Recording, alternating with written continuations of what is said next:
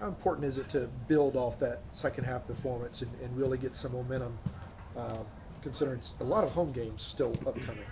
Yeah, it's super important to build off 3 points, and we're looking to get another 3 points this week, and have a full 9 points at home in this little stretch that we have. So super important to build off that win and second half performance, and it's really good to see that we've put together a second half performance that the gaffer is really pleased about.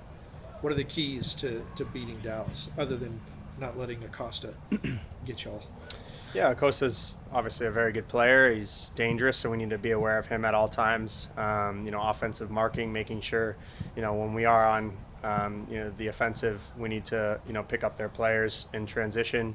And just do our things on the ball. I think, we have so much talent on the field that, we have ways that I think we can expose them.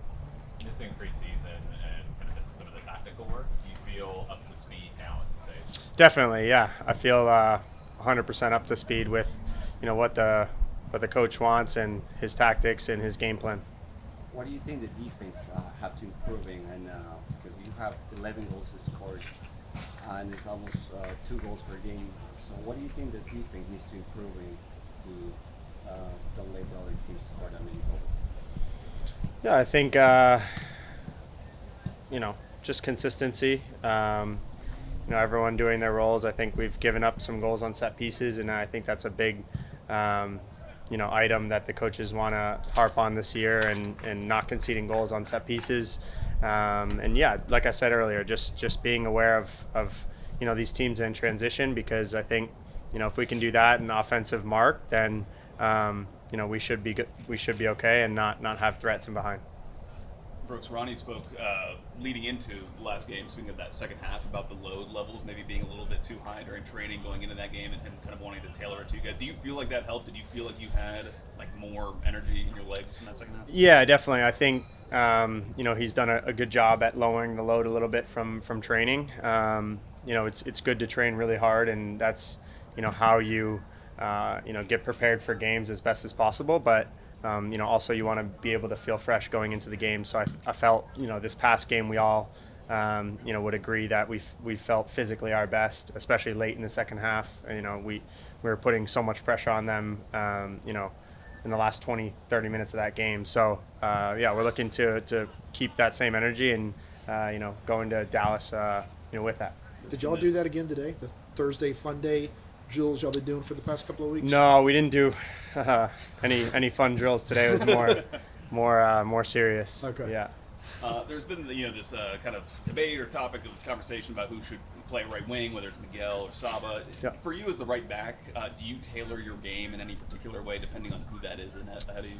A little bit, yeah. It kind of depends on the personnel that's playing in front of you. Obviously, Miguel's left-footed, Saba's right-footed, so that's one thing that's a big difference in a winger's play. Miguel likes to kind of come inside and use his left foot, and that allows me some space to overlap. But Saba also, comes in at times. He likes to stay wide at times. So, I know him really well. I'm still learning Miguel a little bit more, game by game. But I like playing with both them.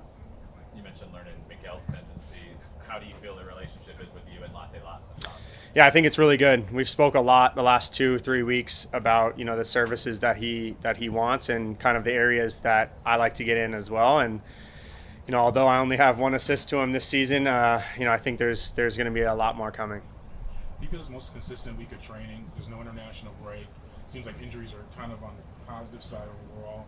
Do you feel like this will be a good turning point for the team at this stage of the year as you progress through this home stretch? Definitely, yeah. I think, like you said, it's good to have a full week with everyone back from international duty. Last week was a little bit hard because we had guys, tailoring their training schedules based on, flight times and, coming from different countries and things like that. So I felt like this week was a full week of, preparation for everybody. And like you said, we're getting a lot of our injured guys back in the mix. So that's good to see.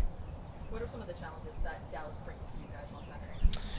Yeah, I think, like I said earlier, just their transition is lethal. They've scored a lot of goals in quick transitions. They've got speed up top, And I think that's, the one thing that could hurt us, and that's why we've been, really training hard on that this week, making sure that, we don't make any mistakes, leaving anyone open in transition.